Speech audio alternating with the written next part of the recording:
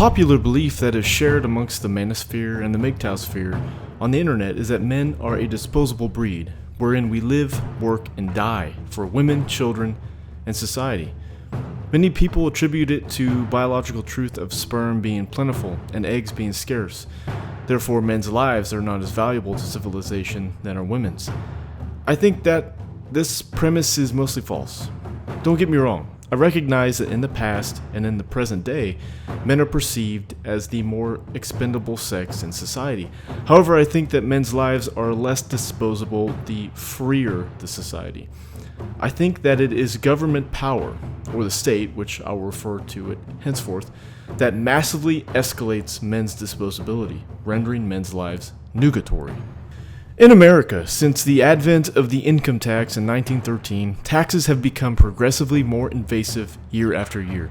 It can cripple working class men who work their fingers to the bone, only to forfeit a large chunk of their earnings to the wasteful coffers of the federal government. As of 2019, here is a federal income tax bracket in the United States. According to this, if a single blue-collared man is to earn $50,000, the government will steal $11,000 of it. That is absolutely criminal. This is not only the theft of his earned wealth, but also his time. He must work more hours to make up for that lost income. If you couple this with the artificially inflated housing market and the devaluation of the dollar by the Fed, how are men supposed to survive? Also, if you look closely at the graph, you will notice that married individuals get a significant tax break over single individuals. Talk about an antiquated statute. So, men are punished for remaining single in an environment where marriage with modern women could lead to absolute destruction of their lives? How does that seem fair? So, how are men disposable in regards to paying taxes? Well, men over their lifetimes pay much more than women in taxes. Therefore, men are slaves. They are workhorses. Their lives are expendable to single mothers on welfare, other welfare recipients, and the military-industrial complex. This would not be possible without the existence of an all-powerful, bloated government. In a freer society, men would be able to keep all their earnings and forge a life for themselves without the interference of state power. Men in the West face a grim face of the justice system daily. We must take extreme precautions when facing the law because it is so prejudicial against us. The majority of men are decent, law-abiding people. However, our lives can be destroyed by an arbitrary law and biased decision by a judge. In divorce cases, only 3% of men are the recipients of alimony, despite women being the breadwinner in 40% of households. Moreover, men are least likely to have sole custody of their children. Only 1 in 6 fathers are custodial parents.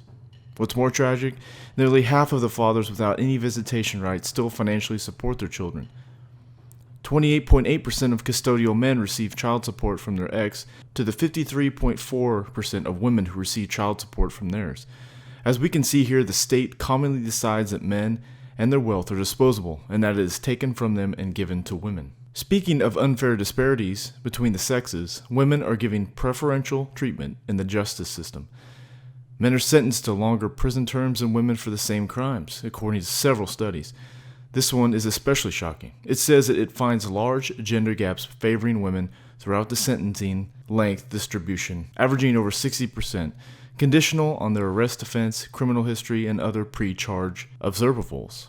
Female arrestees are also significantly likely to avoid charges and convictions entirely, and twice as likely to avoid incarceration if convicted, proving that the state perceives men as less necessary to society than are women, so much so that men are forced to die on the cross by the state to assuage women's feelings about a regretful sexual encounter or just feeling scared of men. War has always been an exclusively man's sphere. We have been coming to the call of the defense for our tribe or nation for eons now. And as soon as the concept of the nation-state was developed, one of the first decrees to come about was the conscription of men for the defense of the state or conquest for the state. And ever since, an incalculable quantity of men has been led to the slaughter by psychopathic and tyrannical rulers. Consider the last 2 world wars alone. Over 12 million soldiers in World War I and 30 million soldiers in World War II perished. That's a grand total of over 42 million deaths of what the state perceives as expendable men. Men whose lives were stolen from them, all for the glorification of solipsistic leaders thousands of miles away. Men will always be seen as the disposable sex in the eyes of society. That's just how it goes. We will never be fully appreciated for what we have done for civilization and the potential we possess for what we still can offer to civilization.